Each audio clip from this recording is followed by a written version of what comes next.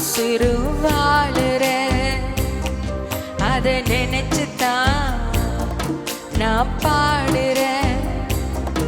அதை நினைச்சுதான் உசுரு வாழுறேன். உள்ளங்கையில் வரைந்தவரே உசுரையும் தந்தவரே உம்மை போல தெய்வம் இந்த உலகில் இல்லையே.